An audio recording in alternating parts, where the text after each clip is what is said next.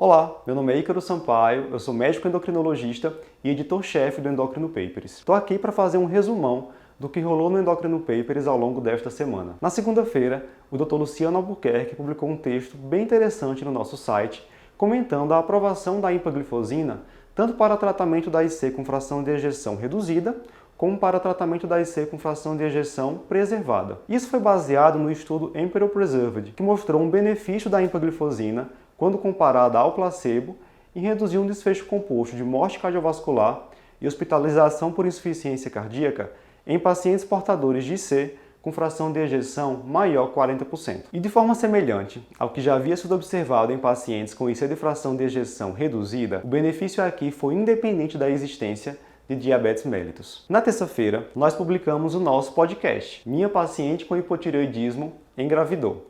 E agora, nesse podcast, a gente comentou um pouco sobre as repercussões da gestação sobre a fisiologia tireoidiana. Nós falamos, por exemplo, que ajustes você deve fazer na dose de levotiroxina quando a paciente com hipotireoidismo engravida. Falamos também que dose de levotiroxina você deve iniciar para aquela paciente que tem diagnóstico de hipotireoidismo durante a gestação. E entramos também em algumas controvérsias, por exemplo, sobre o tratamento do hipotireoidismo subclínico durante a gestação. A gente sabe que a American Thyroid Association recomenda que seja avaliado o status do anti-TPO de gestantes com hipotireoidismo subclínico para então tomar uma decisão em relação ao tratamento. E foi justamente isso que a gente discutiu ao longo do podcast. Um outro ponto controverso que nós também abordamos foi sobre o tratamento da hipotiroxinemia isolada.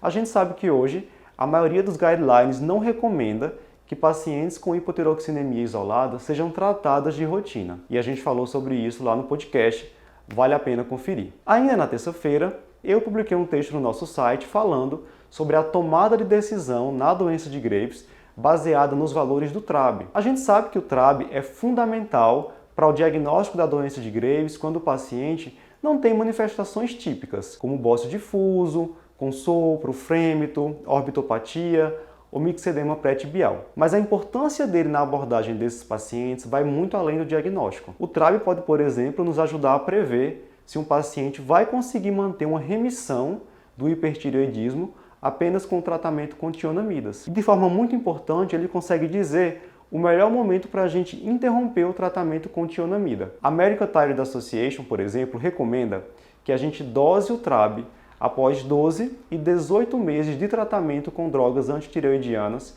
em pacientes com doenças de Graves. E naqueles pacientes que persistem com títulos de TRAB elevados, a gente deve considerar, ao término desse tempo, ao término de 18 meses, fazer uma terapia definitiva, mesmo que o paciente esteja eutireoideu, pelo alto risco de recaída do hipertireoidismo que esses pacientes apresentam. Uma outra opção do guideline da ATA é que a gente mantenha, nesses pacientes com TRAB elevado, uma dose baixa de metimazol e reavalie o status do TRAB a cada 2 anos, suspendendo o tratamento com droga antitireoidiana quando o TRAB negativar. Um outro ponto importante em relação ao TRAB, que a gente comenta no texto, é sobre o uso para indicar profilaxia com glicocorticoides em pacientes que vão realizar terapia com radioiodo. Na quinta-feira, foi a vez do Dr. Eric Trovão publicar um texto comentando sobre o rastreamento de doenças autoimunes em pacientes com diabetes mellitus tipo 1.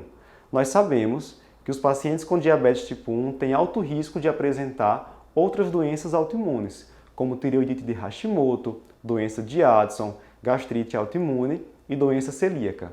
E recentemente, a Sociedade Brasileira de Diabetes publicou um novo capítulo da sua diretriz comentando exatamente sobre quando fazer esse rastreamento e como fazer o rastreamento dessas condições. Então, por exemplo, ele comenta lá no texto que a gente deve pedir TSH e anti-TPO para todo paciente com diabetes tipo 1 ao diagnóstico do diabetes e depois a cada 1 ou 2 anos. Esses exames também podem ser solicitados naqueles pacientes que, mesmo que não tenham 1 ano ou 2 anos da última solicitação, mas apresentam manifestações clínicas sugestivas de hipotireoidismo. Uma vez que o paciente tenha o anti-TPO positivo, esse exame não vai precisar ser repetido posteriormente. Sobre doença celíaca, ele fala lá que é recomendado o rastreamento em crianças ao diagnóstico de diabetes e também a cada 2 anos, até 5 anos, Nos adultos, não há indicação de rastreamento, mas a gente deve investigar a doença celíaca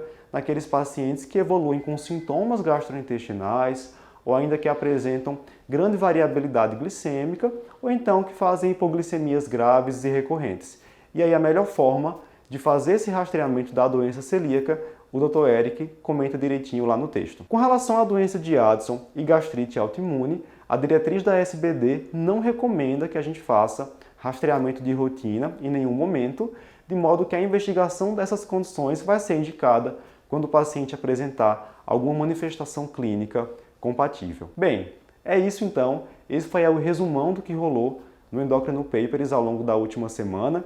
Se você gostou dessa atualização, deixa seu comentário e compartilhe esse vídeo também com seus amigos. Não esquece de acompanhar o Endocrino Papers no Instagram, no YouTube, Spotify, Deezer, enfim, em todas as plataformas.